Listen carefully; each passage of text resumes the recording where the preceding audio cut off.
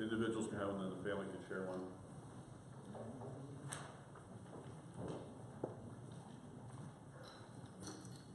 So we are in the Exodus narratives and have been going through the different plagues that are in fact judgments against the nation of Egypt.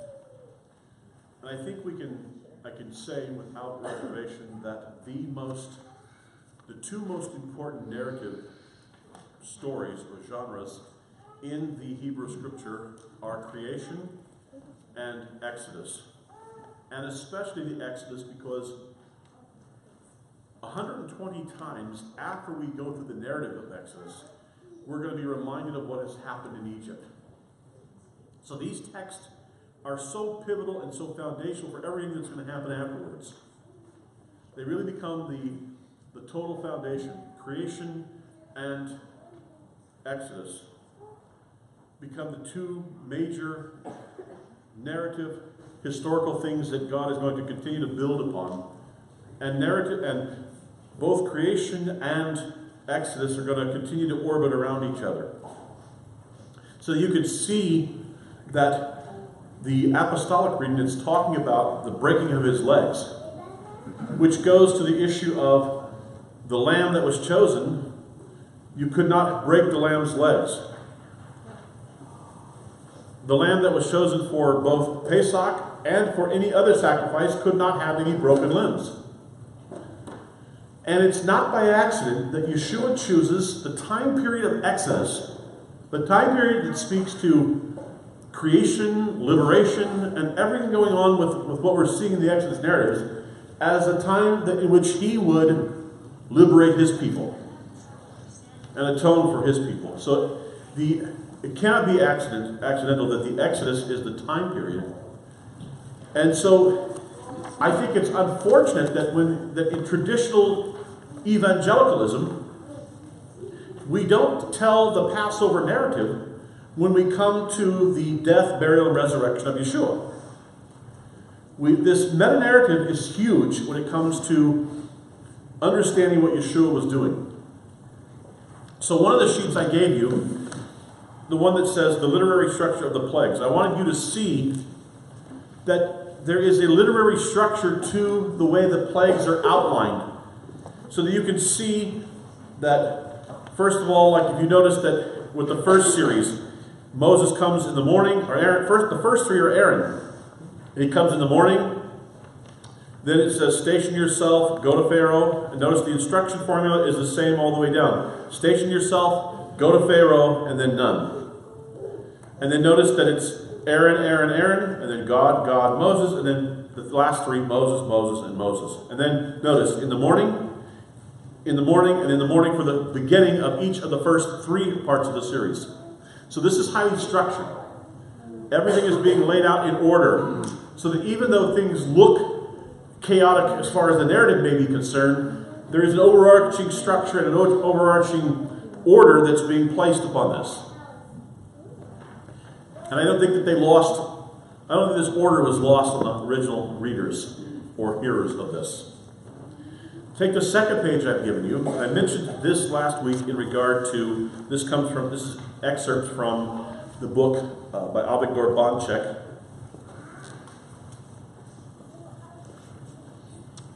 I mentioned this book last week called Studying the Torah by Avigdor Bonchek. A guide to in-depth interpretation. I think his work is absolutely spot on in helping us understand how we interpret. So, it says the seventh plague, uniqueness. With the arrival of the seventh plague, we read, quote, "This time I will send all my plagues on your heart." In what way are we to understand that the plague of hail is equivalent to all my plagues? 2, he writes, "For this reason I have let you stand, to show you my power, that my name shall be declared throughout the earth." This is the only one of the 10 plagues where declaring God's name is mentioned. Does this phrase have any significance? Number 3, why does this plague merit such a long introduction? The longest of all the plagues, longer even than the introduction to the final and decisive plague of the killing of the firstborn. And 4, Pharaoh uncharacteristically confesses, I have sinned this time. This is the first time he admits to having sinned. Why does he do so at this juncture? Plagues 1, 4, and 7 introduce the 2 plagues that follow them. Notice in plague 1, thus says the Eternal, with this you will know that I am the Eternal One. Plague 4, he says, in order that you will know that I am the Eternal in the midst of the earth. And then number 7, in order that you will know that there is none like unto me in all the earth. So there's this intensification of understanding who God is as these plagues move forward. And the 7th plague is the linchpin. Anytime you have a list, number 7 is always the one you want to look at. 7 is one of the key linchpins, and here it clearly is. In this particular one, notice the intensification. I write for you, or Bonchek writes, in plague 1, he exists. In plague 4, he involves himself in earthly matters. But in plague 7, he is unequal in sovereignty in this world. So it's this progression of knowledge of who God is that we're supposed to see in these plagues. And notice that the plagues are decreations.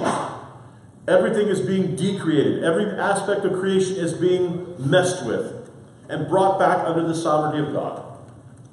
We'll talk about a little bit more here.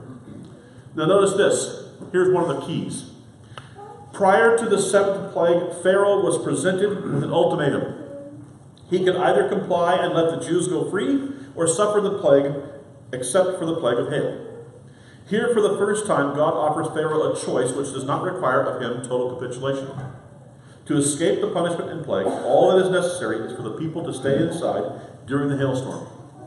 Considering all the options at God's disposal, this is certainly a fair and reasonable bargain. That's all he asks of him. That's what, just stay inside. You can escape the punishment here. You can escape the effects of this. No one or no animals have to die. If you're willing to stay inside, do what I ask you to do. Will you be obedient to my word? Will you be obedient to my word? And it says that there were those who feared the word of the Lord.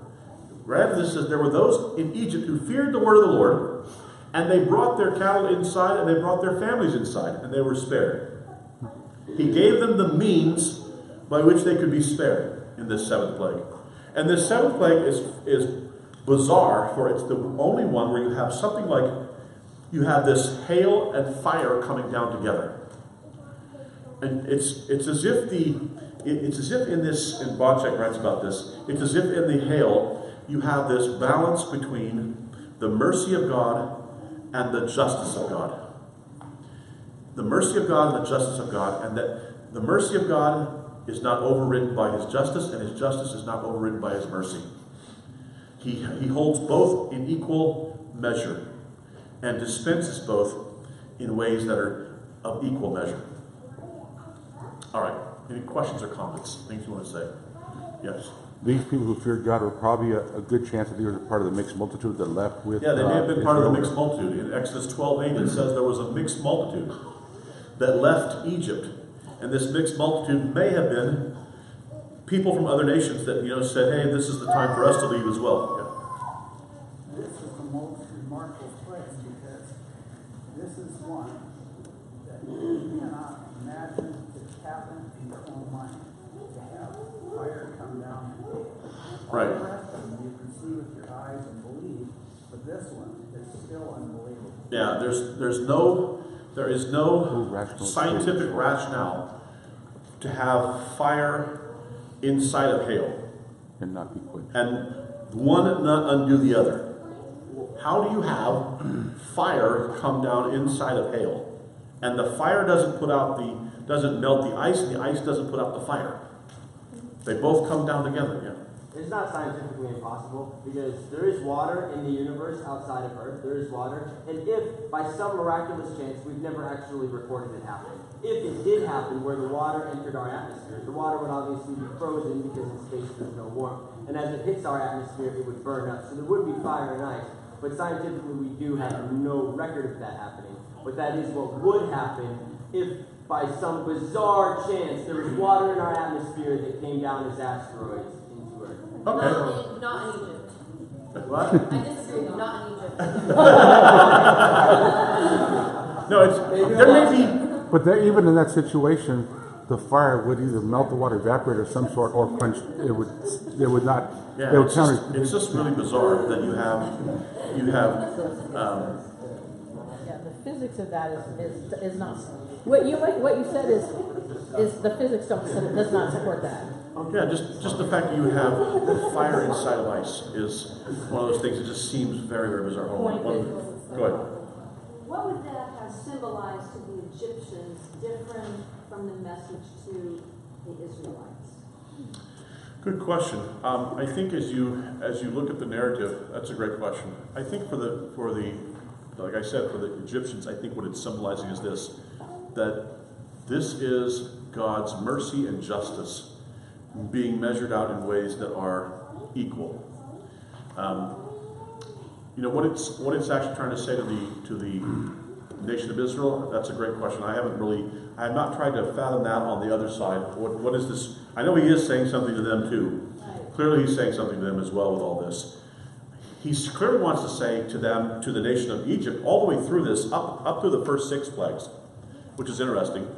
With the 7th, he stops saying this. But up through the first 6 plagues, he says, I want you to know who I am. I want you to know who I am. That I have the ability to undo all of creation, clearly is one aspect of this, but also that every god, every Elohim that is in the Egyptian pantheon is being dismantled. So he's clearly going after every one of them, which is I think why we have to have 10.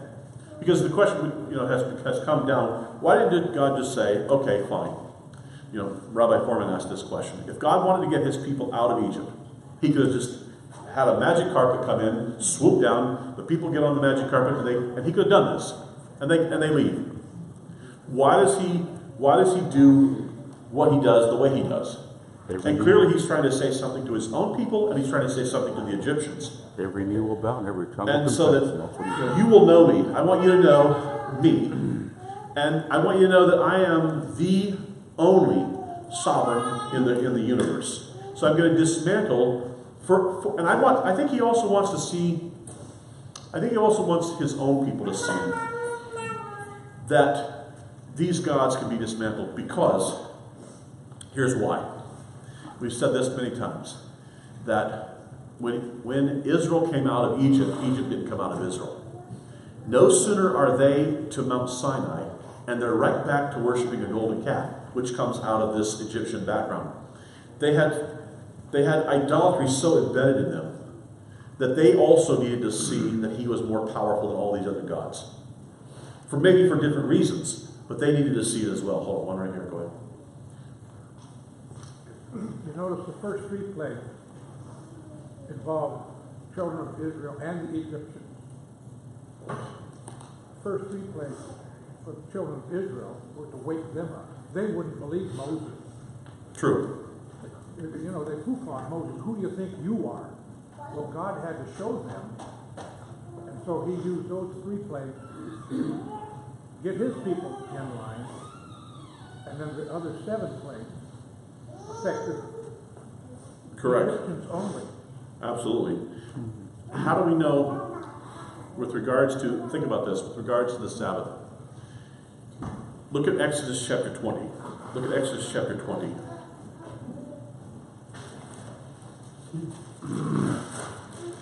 Exodus chapter 20, he says this with regards to the Sabbath. This is in verse 8. Remember the Sabbath day to keep it holy. I'm going to skip down to verse 11. For in 6 days the Lord made the heavens and the earth, the sea and all that is in them, and rested on the 7th day. Therefore the Lord blessed the Sabbath day and made it holy. So that's how we read things in Exodus 20.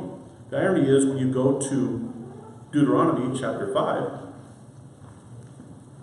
in this second retelling of the commandments, as they're reiterated in the book of Deuteronomy, notice what he says with regard to the Sabbath. He says this, verse 15, and remember that you were a slave in the land of Egypt, and the Lord your God brought you out from there by a mighty hand and by an outstretched arm. Therefore the Lord your God commanded you to keep the Sabbath day. So was it creation or was it Exodus Yes. Yes.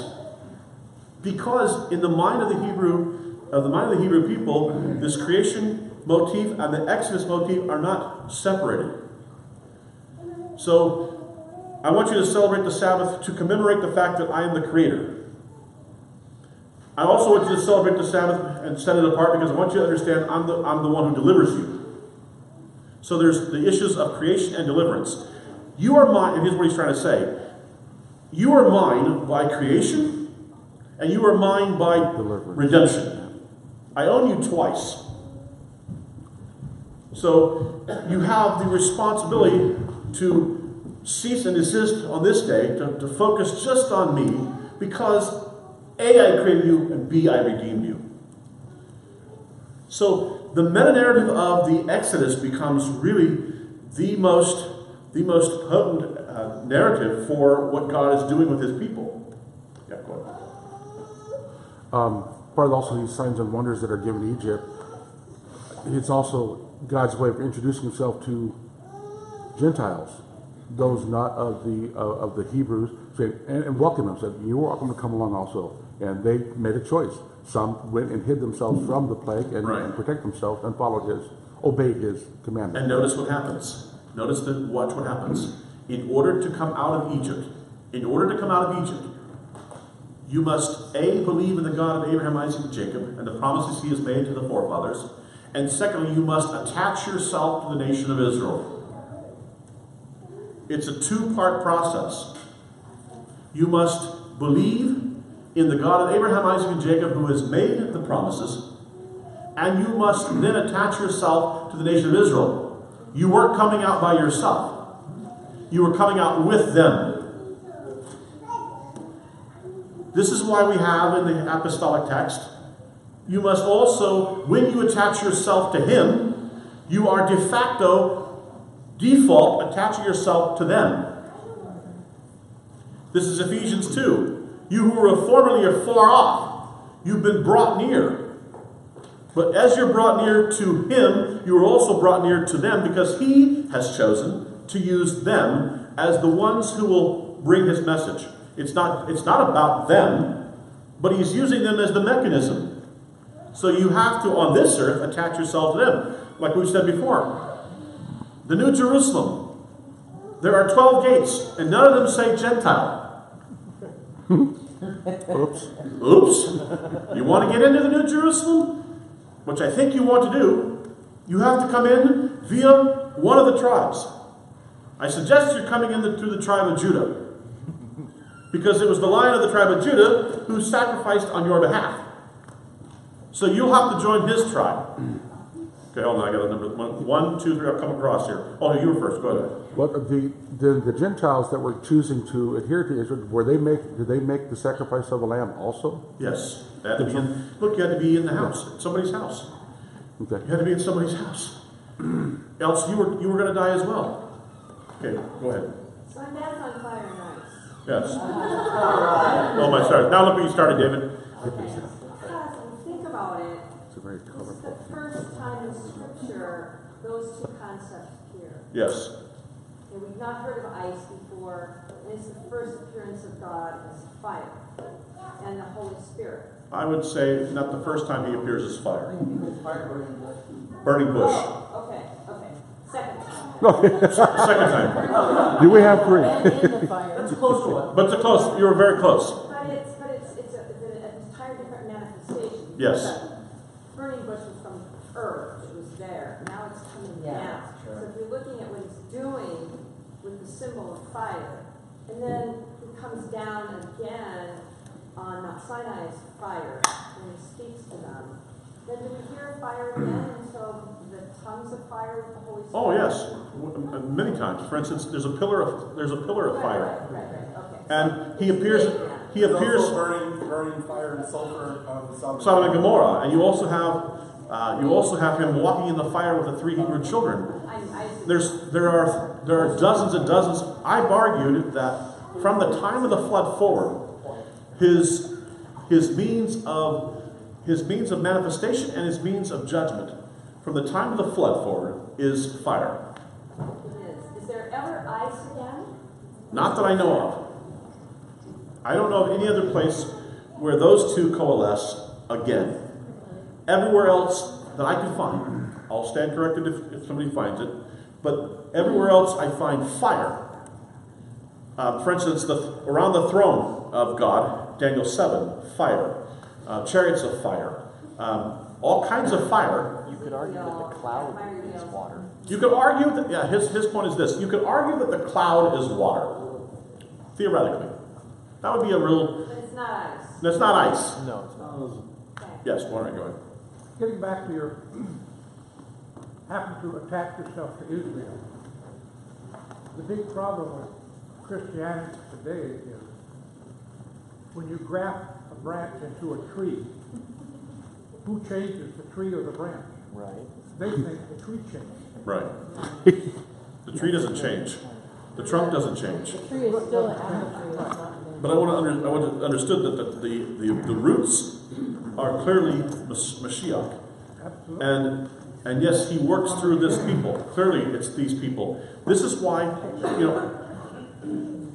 my question would be this. How come something, here's the question I have. How come something that started out clearly in the land of Israel, amongst the Jewish people, now bears no resemblance to that whatsoever? There's no residue of that whatsoever in traditional thinking.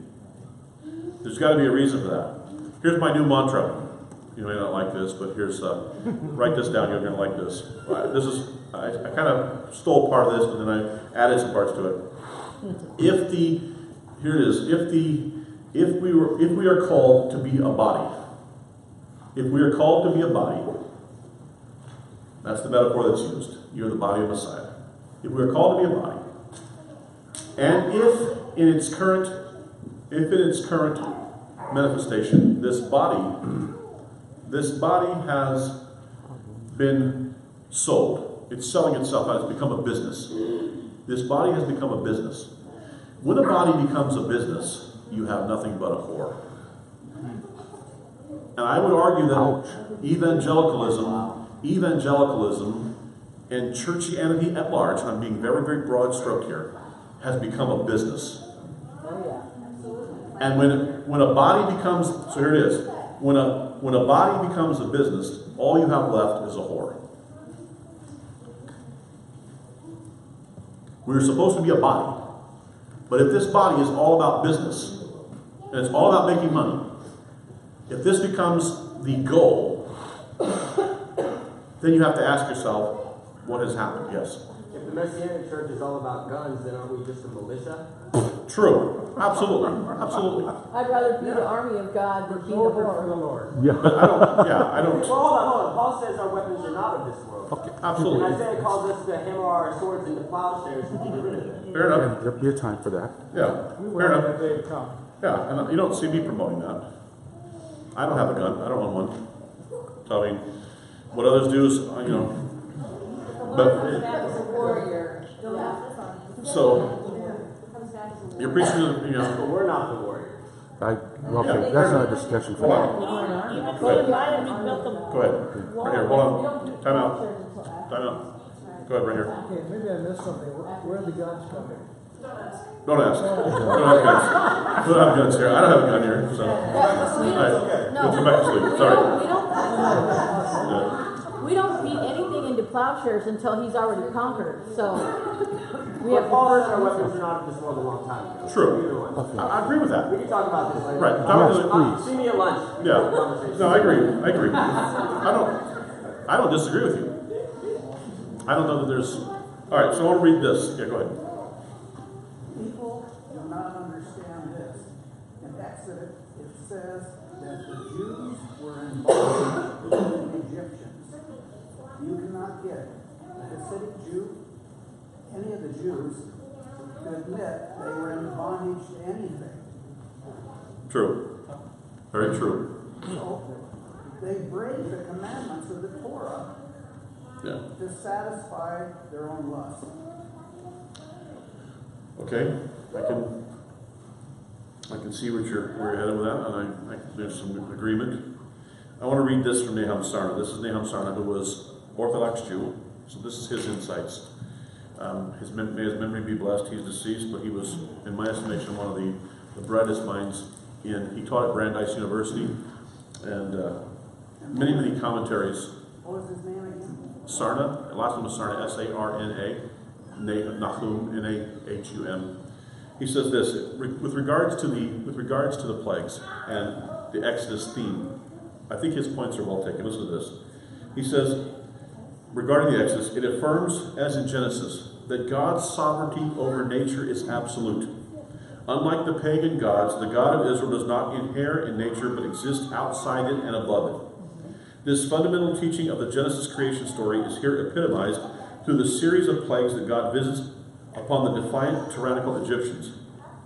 All the plagues, except the last, have their roots in phenomena of nature upon which God imposes his sovereign will. 2.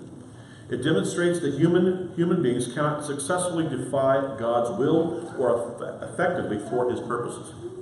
True, God has endowed man with free will, but the tension between human will and divine will must inevitably resolve itself in the humbling of man. The Pharaoh may arrogantly dismiss Moses and Aaron with the decisive proclamation, "Who is the Lord that I should heed him and let Israel go? I do not know the Lord, nor will I let Israel go." In the end, however, he must rise in the middle of the night to summon Moses and Aaron and announce his abject surrender.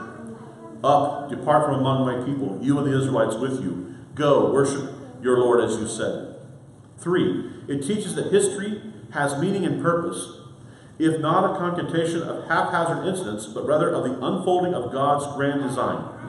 The migration of Abraham from Ur of the Chaldeans, the fortunes of Isaac and Jacob, and of Jacob's children, the migration of the Israelites to Egypt, are all part of a process that leads up to the Exodus in fulfillment of the divine promise to Abraham. Recorded in Genesis 15, he says this. This is Genesis 15. "Know well that your offspring shall be a stranger in a land not theirs, and they shall be enslaved and oppressed. But I will execute judgment on the nation they shall serve, and in the end they shall go free with great wealth." 4. It illustrates how God is the Redeemer from injustice and oppression. The revelation of Sinai opens with God's identifying himself as the one who brought the Israelites out of Egypt and freed them from bondage, not as the one who created the world. Thereafter, this becomes the supreme characteristic attribute of the God of Israel. He is above all the great liberator. 5. The Exodus thus becomes the paradigm of future redemption. You think it not strange that if you go to the book of Exodus, you go to the book of Revelation, the Apocalypse, there are Exodus themes all over the book of Revelation, up to and including the plagues. And where do we end up? At the end of the book of Revelation, we end up back in the Garden of Eden, creation.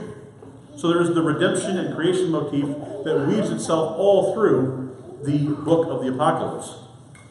It says this: the Exodus thus becomes the paradigm of future redemption. It offers a pattern of God's intervention in history in times to come. In periods of national crisis, the Exodus experience of the past serves to strengthen faith in God's redemptive powers and